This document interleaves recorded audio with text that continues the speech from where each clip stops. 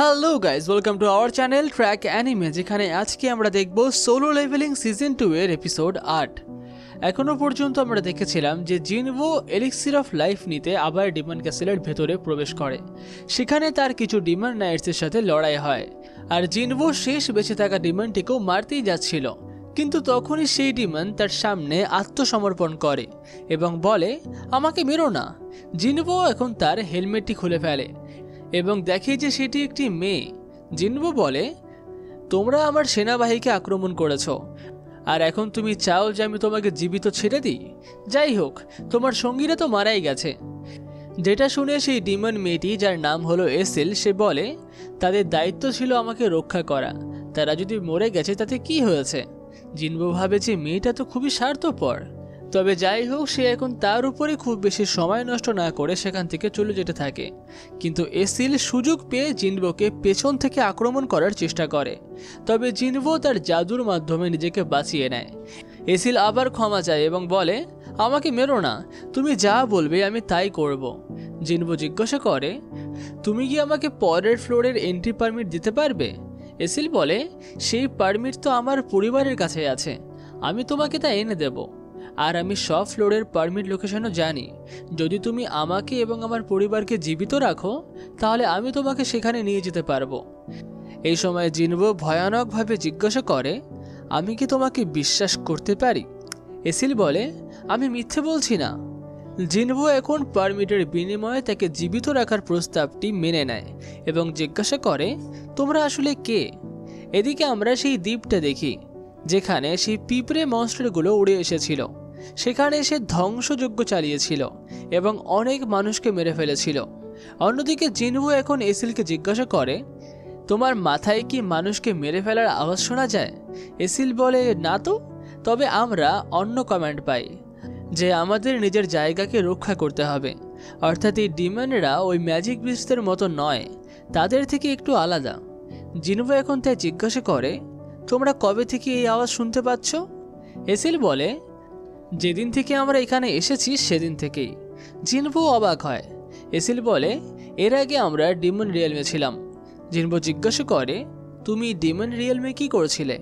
আর এখন এসিলের সাথেও সে একই রকমেরই গ্লিচ হতে থাকে, যেটা এর আগেও টাস্ক এবং বারাকার সাথে হয়েছিল। সে বলে, আমরা একটা শক্তিশালী শত্রুর বিরুদ্ধে যুদ্ধের প্রস্তুতি নিচ্ছি, যার বিরুদ্ধে লড়াই করতে গেলে সমস্ত ডিমনকে একজোট হতে হবে। এরপর এসিল বলে, এইসব তথ্য জানানো উচিত নয় এবং সঙ্গে সঙ্গেই অজ্ঞান হয়ে যায়। জিনভো বুঝে যায় যে সে আর প্রশ্ন করতে পারবে না। অন্যদিকে আমরা হান্টার অ্যাসোসিয়েশনের মিটিং দেখতে পাই।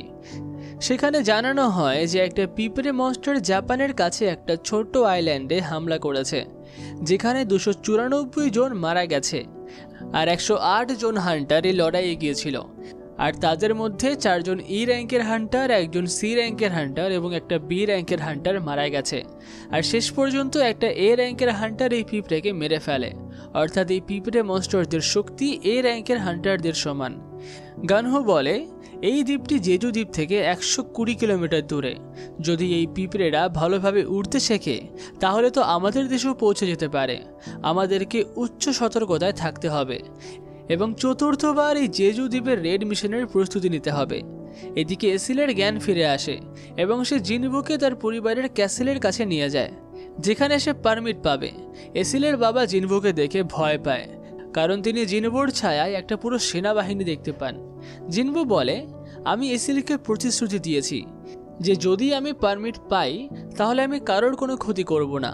এসিলের বাবা মনে মনেই ভাবে, এই লোকটি ভলকান আর মেটাসকে হারিয়েছে, অর্থাৎ আমরা এর তুলনায় অনেক দুর্বল। তাই এসিলের বাবা এখন জিনভোকে পারমিট দিয়ে দেয় এবং তৎক্ষণাৎ সেখান থেকে চলে যেতে বলে। জিনভো বলে, আমি কিছু সময়ের জন্য তোমার মেয়েকে আমার সাথেই নিতে চাই, একটা গাইড হিসেবে, কারণ সে বাকি ফ্লোরগুলোর পারমিট লোকেশন জানে আর আমি তার নিরাপত্তার গ্যারান্টি দিচ্ছি। এসিলের বাবাও রাজি হয়ে যায়। এইভাবে জিনভো 90তম ফ্লোরে পৌঁছে যায়। এগ্রিস এবং ট্যাঙ্কও লেভেল আপ করে আরও শক্তিশালী হয়ে গেছে। তাদের শক্তি এখন এস র্যাঙ্ক আর এ র্যাঙ্কের সমান। এসিল তার সাথে কিছু উপহার এনেছিল, কারণ 90তম ফ্লোরের পরে তারা টপ র্যাঙ্কের ক্ল্যানদেরকে পাবে, যারা খুবই শক্তিশালী। যদি তাদের সাথে কথা বলে পারমিট নেওয়া যায় তাহলে ভালোই হবে। জিনভো জিজ্ঞাসা করে, যদি আমি দুর্বল হতাম তাহলে কি তোমার বাবা আমার সাথে কথা বলতেন? না, নিশ্চয়ই। এই দুনিয়াটা না এমনই। আমি তোমার ক্ল্যান ছেড়ে বাকি সবাইকে হারিয়ে দেব, আর তোমাদের ক্ল্যানকে 1 নম্বর ক্ল্যান করে দেব। এসিল জিজ্ঞাসা করে, তুমি আমার জন্য এত কিছু কেন করবে? জিনভো বলে, কারণ আমার তোমাকে পছন্দ হয়েছে। এসিল এই কথা শুনে খুবই লজ্জা পায়। আসলে জিনভো এসিলকে জিনহোর মতো মনে করছিল এবং বোকা লোকদের সাথে তার বন্ধুত্ব দ্রুতই হয়ে যায়। যাই হোক, এখন অনেকগুলো ফ্লোর পার করার পরে জিনভো এসিলকে ফিরে যেতে বলে, কারণ পরের ফ্লোরে খুবই শক্তিশালী শত্রুরা আছে। তবে এসিল তাকে পারমিট লোকেশন বলে দেবে, বাকি সব জিনভো করবে। এসিল বলে, আমি তোমার সাথে শেষ পর্যন্ত যেতে চাই এবং দেখতে চাই যে তুমি কতটা লেভেল আপ করতে পারো। জিনভো এবার তাকে তার সাথে নিয়ে যেতে রাজি হয়ে যায়। আর পরের ফ্লোরগুলিতে জিনভো মুখোমুখি হয় আরও শক্তিশালী ডিমনদের সাথে। তবে জিনভো ধীরে ধীরে এগিয়ে যায় এবং 97তম ফ্লোরও ক্লিয়ার করে ফেলে। এদিকে চই এবং চাহিনকে জানানো হয় যে জেজু দ্বীপে রেড মিশন আবার হতে চলেছে, আর দেশের সমস্ত এস র্যাঙ্কের হান্টারদেরও এই খবর দেওয়া হয়। চাহিন ভাবে, অর্থাৎ জিনভো তাদের সাথেই থাকবে। এরপর চই বলে, আমাদের পাশের দেশ জাপানও আমাদেরকে সাহায্য করবে, কারণ যদি সেই পিঁপড়েরা উঠতে শুরু করে তাহলে তাদেরও বিপদ হতে পারে।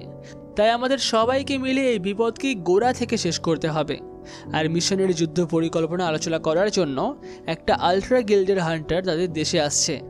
এদিকে জিনভো এখন শেষ ফ্লোরে পৌঁছে গেছে, যেখানে সে মুখোমুখি হয় ডিমন লর্ড ব্যারনের সাথে। ব্যারন একটা সাদা ড্র্যাগনের ওপর বসে আছে এবং তার আভা খুবই শক্তিশালী। ব্যারন এখন তার ডিমন আর্মিকে ডাকে, যারা জিনভো এবং এসিলকে চারিদিক থেকে ঘিরে ফেলে। এই ডিমনটা তাদের উপর আক্রমণ করতে এগিয়ে আসে। জিনভো তার চারপাশে একটা ডোমেন তৈরি করে এবং তার শ্যাডো আর্মি বেরিয়ে আসে আর এই ডিমন আর্মির সাথে লড়াই শুরু করে। টাস্ক তার জাদু দিয়ে শত শত ডিমনকে একসঙ্গে পুড়িয়ে ফেলে, আর তার এই শক্তি দেখে তো এসিল অবাকই হয়ে যায়। সে ভাবে ডিমন মোনার্ক ব্যারন এখানকার রাজা, আর জিনভো শুধু একজন অনুপ্রবেশকারী। তাহলে আমার কার দিকে থাকা উচিত? এরপরে ব্যারেন এখন আকাশ থেকে ভয়ঙ্কর বজ্রপাত করে, যার মধ্যে তো এসিলও মারা যেতে পারত, কিন্তু জিনভো তাকে বাঁচিয়ে নেয়। জিনভো ভাবে, যদি এই আক্রমণে আমার সৈন্যরা বারবার মারা যায় তাহলে আমার মানা শীঘ্রই শেষ হয়ে যাবে, তাই আমাকে দ্রুতই ব্যারেনকে মারতে হবে। তাই সে এখন অদৃশ্য হয়ে ব্যারেনের কাছে যায়, কিন্তু ব্যারেন তার আক্রমণ ঠেকিয়ে দেয় এবং একটা শক্তিশালী লেজার দিয়ে জিনভোকে আক্রমণ করতে থাকে। এদিকে জিনভো এখন টাস্ক আর ইগ্রিসকে তার সাহায্য করার জন্য ডাকে। টাস্ক তার লেজারটা থামিয়ে দেয়, আর এতক্ষণে জিনভো তার ড্যাগার নিয়ে হোয়াইট ড্র্যাগনের গলা কেটে দেয়, যার কারণে ব্যারন নিচে চলে আসে। অন্যদিকে আমরা হান্টারদের মিটিং দেখি, যেখানে ড্র সোর্ড গিল্ডের মাস্টার গোতো উপস্থিত। এই ড্র গিল্ড হলো পার্শ্ববর্তী দেশ জাপানের একটা বিশাল বড় গিল্ড, যেখানে 11 জন এস র্যাঙ্কের হান্টার আছে। এটি সমগ্র এশিয়ার দ্বিতীয় বৃহত্তম গিল্ড। তারা জেজু দ্বীপের মিশনে কোরিয়াকে সাহায্য করতে এসেছে। গোতোর অনুবাদক হানেগাওয়া জানায়, উড়ন্ত পিঁপড়েদের জীবনকাল মাত্র 1 বছর, তাই যদি কুইন পিঁপড়ে মারা যায় তাহলে বাকি পিঁপড়েরা 1 বছরের মধ্যে নিজেরাই শেষ হয়ে যাবে। আগের 3টি রেড মিশন দেখে তারা এও জানতে পেরেছে যে এই পিঁপড়েরা শক্তিশালী শত্রুদের দিকে আকৃষ্ট হয়। এই সুযোগ নিয়ে তারা একটা পরিকল্পনা করতে পারে। এই মিশনে ড্র গিল্ডের 11 জনের মধ্যে 10 জন এস র্যাঙ্কের হান্টার অংশ নেবে, যার মধ্যে গোতো থাকবে।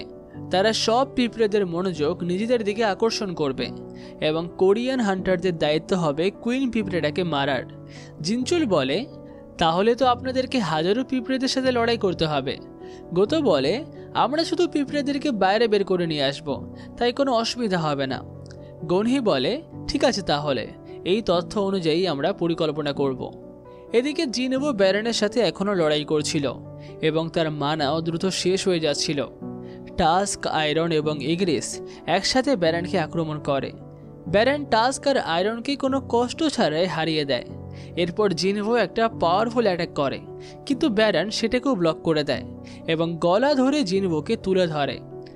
কিন্তু তখনও টাস্ক আর ইগ্রিস আবার তাকে আক্রমণ করে, আর এখনও পর্যন্ত জিনভোর সমস্ত মানা শেষ হয়ে গেছে, অর্থাৎ সে তার শ্যাডো আর্মিকেও আর স্যামন করতে পারছে না। তাকে এবার একাই ব্যারনের সাথে লড়াই করতে হবে দুজনের মধ্যে এখন ভয়ানক যুদ্ধ শুরু হয়, কিন্তু ব্যারন জিনভোকে কঠিন প্রতিরোধ করছিল।